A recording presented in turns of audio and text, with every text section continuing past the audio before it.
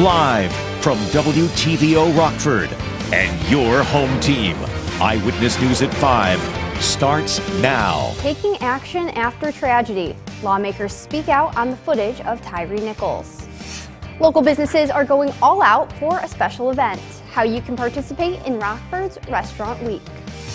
And a local team takes us behind the scenes of their winter practice, why the off-season is so important to them. Good evening, I'm Taylor Castro. Thanks for joining us tonight. Protests taking place across the country after footage of Tyree Nichols is released. The Memphis Police Department disbanded the special unit the officers were on, but lawmakers are divided over taking further action. Judy Wang has more.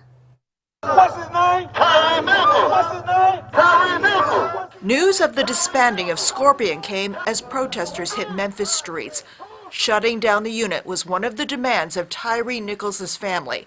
Family attorney Ben Crump calls the decision appropriate, but says it won't address the root of the problem. And it doesn't matter if the officers are black, Hispanic, or white. It's part of the culture, this biased culture that said this is allowed. Scorpion stands for Street Crimes Operation to Restore Peace in Our Neighborhoods. 5 officers facing charges in connection with Nichols' death were members of the unit deployed to high-crime areas. January 7th, they stopped Nichols near his home for reckless driving. Video made public Friday shows officers pulling the 29-year-old out of his car, beating, kicking, and pepper spraying him. Nichols died 3 days later. Dick Durbin, chair of the Senate Judiciary Committee, says it is time to restart efforts to pass national police reform. I don't know what created this rage in these police officers, that they would congratulate themselves for beating a man to death, but that is literally what happened.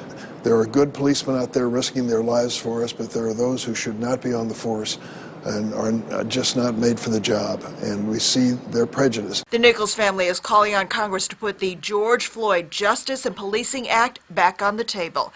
The legislation introduced in 2021 in response to Floyd's death in Minnesota passed the House but collapsed in the Senate. Ohio Congressman Jim Jordan is head of the House Judiciary Committee. He says no law, no amount of police training would have stopped what happened to Tyree Nichols. These individuals, these 5 individuals, did not have any respect for life. And again, I don't think these 5 guys represent the vast majority of law enforcement. But I don't know if there's anything you can do to stop the kind of evil we saw in that video. When asked whether a federal probe into the entire Memphis police force was needed, Durbin says he would not rule it out. That was Judy Wang reporting. The theft risk is so high for Kia and Hyundai cars that some insurance companies are no longer covering them. State Farm and Progressive are refusing new coverage requests in cities like Columbus, Ohio, St. Louis, and Denver. Hyundai and Kia models that use a physical ignition key can easily be stolen with just a USB cable, and thieves are taking advantage of the design flaw. Chicago police say 44% of all stolen vehicles in 2023 have been a Hyundai or a Kia. In statements to The Drive, Hyundai and Kia both called the insurer's decisions regrettable. This week, local restaurants will get a boost. The Rockford Area Convention and Visitors Bureau is bringing back its Rockford Region Restaurant Week. Starting Tuesday, restaurants will offer their best entrees, craft cocktails, and creative carryout. Specials include exclusive menu items, themed takeout options, and limited-time promotions. Community members can also vote for restaurants in categories like Best Restaurant, Best Bite, Best Atmosphere and Vibes, and Best Cocktail or Brew. The RACVB calls the week a great way to support local businesses. So besides specials, they might offer a special menu just for Restaurant Week as a way to get and remind people to come in and support restaurants. I mean, we all know what happened during the pandemic with restaurants, and I would say some of them are still struggling. So this is a great way to support them, but then also, get a great meal out of it. This is the 3rd annual Restaurant Week. For a link to special menus and promotions, check out this story on mystateline.com. It's definitely not the time of year to be water skiing, but one local team uses this time to prepare. This afternoon, the Loves Park Ski Broncs showed how they prepare for their shows off the water. The indoor off-season practices are crucial for getting members up to speed on technical skills. By capitalizing on the off-season, they don't have to spend as much time on those things when it comes time to hit the water. The off-season is especially important for new members. So it's a great opportunity for people to come to meet other members of the team and see how they might get involved, whether that be as girls climbing pyramids, as you might see behind me. It could also be as guys skiing in pyramids, or even a lot of people in supporting roles. If you're interested in being a part of the team, you can find more information on our website, mystateline.com. This is just the beginning of the impact that I wanted to have on the world, and with God's guidance, I will continue to do wonderful and great things. I couldn't do this without any of the support and the love, and I can't wait to continue to take y'all on this journey with me. That is DeMar Hamlin speaking publicly for the first time since going into cardiac arrest on the field earlier this month. Doctors say he still has a long road to recovery. The 24-year-old requires oxygen and is having his heart monitored regularly. We're learning of the gunman's motive in Monday's mass shooting in Half Moon Bay, California, that left 7 dead. A prosecutor told the Bay Area News Group that a dispute over a $100 repair bill spurred the farm worker to attack. 66-year-old Chung Lee Zhao vented to his supervisor about the bill, saying his co-worker was to blame for the collision between his forklift and the co-worker's bulldozer. The supervisor insisted he pay, then the rampage began. Zhao is charged with killing 7 people. He admitted to the killings in a jailhouse interview Thursday. The man who stopped the Monterey Park shooter from carrying out another massacre was honored with a Medal of Courage earlier today. 26-year-old Brandon Say sprang into action when the shooter entered a dance studio with a gun. The shooter had just killed 11 people at a different dance studio. The police department wanted to recognize Say for his bravery. The event included a remembrance ceremony for the 11 people who lost their lives in last week's shooting. Stargazers will have a rare sight to see in the sky this week. A rare comet is passing Earth for the first time in more than 5,000 decades. It's nicknamed the Green Comet for the green it emits from the carbon in its gas cloud. Although it will be the closest to Earth on Thursday, astronomers say anyone in the northern hemisphere could start viewing the green glow now. The comet is visible to the naked eye in the hemisphere's darkest corners, but the best way to see it is through a telescope or binoculars, or in the pre-dawn hours away from city lights and clouds. Now, your first warned weather forecast from Chief Meteorologist Candace King. As we take a look across the state line here late this afternoon and evening, it's been a cloudy but colder start here as our temperatures today underneath that cloud cover have stayed in the 20s area wide, and those numbers even dropping back into the teens. There is going to be a little clearing that tries to take place a bit further back off to the west of us, but that will fill back in with cloud cover as we go through this evening. Temperature wise right now we sit at 18 in Freeport, Rockford, Belvedere. When you factor in the wind, while it's not overly strong, right around 8, 9, 10 miles per hour, it is holding that wind chill factor in the single digits, and even that wind chill number dropping back below 0 there off to the northwest. Our weather watcher Jim here checking in. No snowfall today, 19 degrees. Dew point temperature sits at 10, so very dry out there. And we're going to hold on to kind of this colder pattern here throughout the week, especially now that we have a freshly fallen snow on the ground, and in some places over half a foot of snow. With a partly to mostly cloudy sky tonight, temperatures will drop down into the single digits, but with a little bit of a breeze out there from the northwest, our wind chill factors will fall anywhere from 5 to 10 below tomorrow morning. So bundle up, it'll be a cold day, and with a little cloud cover tomorrow afternoon, temperatures may actually be hard pressed to make it much above the single digits tomorrow. Upper single digits, low teens for the afternoon. Underneath, we'll call it a partly sunny sky. I think we start off with cloud cover in the morning, but we should see a little more sunshine by the afternoon. Again, winds will pick up just a touch tomorrow, so that will keep our wind chill numbers below 0 for much of the afternoon. So a colder day tomorrow, and it could get even colder here as we look towards tomorrow night. Reason being, we've got a couple high pressure systems which will keep us on the colder side of things here as we look in towards these next several days. First high pressure system off to the northwest northwest of us. This will begin to work closer to us during the day tomorrow. It'll actually set up shop right overhead once we get into Monday night and Tuesday. That, depending on cloud cover, will allow that temperature to drop down below zero for overnight lows Monday night into Tuesday. That high pressure system works off to the east. Second one comes in late in the week, so temperatures will stay on the colder side. Notice we don't make it up above freezing really at all this week, as those numbers stay in the teens, climbing into the 20s. Here's where that second high pressure system comes in on Friday.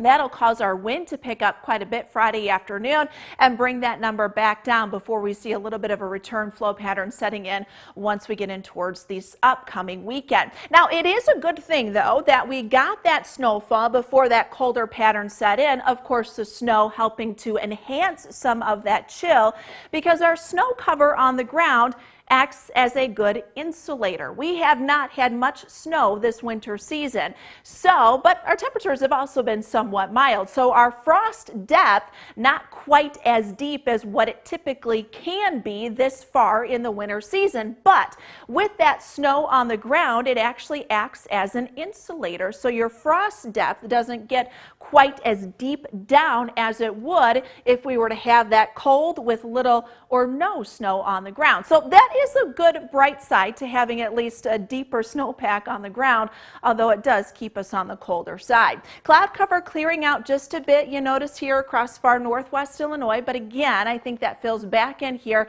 as we go through the overnight tonight. Temperatures will drop down into the single digits. We may see a couple of flurries still from time to time. There have been a few of them out there here late this afternoon and evening. We clear out a little bit once we get in tomorrow. Here's where we really see those temperatures drop. I think we'll get down to about 8 or 9 below Monday night into Tuesday, kind of depending on that cloud cover, but our temperatures will stay on the colder side of things. We end up with a relatively drier pattern, Taylor, going through the week. Now sports with Reagan Holgate. As of today, some familiar Ice Hogs are on the move back here to the state line. The Blackhawks announced roster moves that include forward Luke Philp, defenseman Philip Ruse, and goaltender Jackson Stauber. Philp registered his first career NHL point on Thursday with an assist in Calgary. He ranks third on Rockford in goals with 14. Ruse has 3 points in 15 contests with the Blackhawks this season. Stauber went undefeated in his first 2 NHL starts. The Ice Hogs are struggling as of late, losing 7 in a row, so hopefully the return of these 3 can kickstart a comeback. And what a great story this is for one of our local athletes. ERAB sophomore Michaela Jones will be the only athlete representing RPS in the State Special Olympics snowshoeing competition this week in Galena. She won a gold medal in the 50-meter qualifying competition last month, securing her spot in the state games. She started competing in Special Olympics last spring, and this is her first time qualifying for state. The finals for her event happen this Wednesday. Good luck, Michaela. It may be premature, but it would seem the Illinois men's basketball program has turned their season around. The Fighting Illini have completed yet another undefeated week in conference play. Double-digit wins against both Ohio State and Wisconsin. What a turnaround this is from where they started at 0-3 in the Big Ten after getting completely dismantled by Northwestern. Brad Underwood and the rest of his staff knew changes needed to be made. This team needed some type of consistency, and while it would seem they're back on track, but maybe the most notable thing is the change in the culture of this program. This league's really good with great coaches and great teams. And you go on the road and win, and you're not going to expect the ball to go in. We've tried to build our identity of our whole program based on the night they don't go in, how do we win in this league. And holding them to 18% was a start. Withstanding a home team's run in the 17,000 or whatever this place holds, and withstanding that energy, that's major league growth for us, and I'm excited about that. It's exciting to watch, especially for a team that was selected to finish second in the conference standings. We'll see them back on the court Tuesday hosting Nebraska. Well, the Bulls woke up today back in the win column after beating the Magic yesterday. Levine, Vucevic, and DeRozan combined for 90 points on 66% shooting from the field. but they lack consistency. They've struggled mightily this season to prove they can beat below 500 teams. They've relied a lot on the big three to contribute, but it just doesn't seem to be working, even despite last night's win. The talk around the league is that people aren't expecting major moves from the Bulls at the trade deadline. That can always change, though. They have until February 9th, but the clock is ticking. And it's the Sunday we've all been waiting for, but it was a disaster of all sorts for the 49ers. Brock Purdy exited the game early with an elbow injury, and there was no stopping Philly after that. The Eagles are going back to the Super Bowl. And here's to hoping the AFC title game is a bit better than that one. It's Joe Burrow at Arrowhead once more. Can he run it to 4-0 against Patrick Mahomes? Kickoff is at 5:30. Cloud cover out there this evening. You may start to see even a couple of flurries, especially to the south, but we do still have a few flurries out there this evening. That brought to us by Rockford Auto Glass and More. Temperatures will drop down below zero, possibly a couple nights this week, Taylor. I know. At least there's no more snow. No, okay. no more snow outside of a few flurries. I think we've got some of those. They're already coming down right now in a few spots. And so while it's not going to be anything heavy, just know too, with the temperatures as cold as they are, anything that does come down is going to stick. So, you know, maybe a couple of spots that are still slick through the morning hours tomorrow. But we're done with at least some accumulating snowfall in the short term. Great, because driving has been a struggle, especially in the deep snow. Yeah. So, and I don't want it to freeze and turn into ice, but yeah, gotta be careful on the road. Gotta watch for that. Yeah, thankfully a lot of the crews were able to clear things out, you know, through today, so that did help. Might still be a couple of slick spots as you go throughout the morning tomorrow, so just keep that in mind. But I think the bigger story these next couple of days is going to be the cold. 9 for tomorrow. Wind chills will be as low as 10 below tomorrow morning. They stay during the afternoon, 5 to 10 below zero. So we stay with that below zero wind chill all throughout the day on Monday. Same thing on Tuesday too. Notice that low overnight down to 8 below, wind chills as cold as 20 below Tuesday morning. We haven't felt that pretty much throughout the entire month of January, so be prepared. Colder temperatures through the week. That's some bitter cold to expect. Thanks, Candace. Thank you for joining us. We'll see you at 10.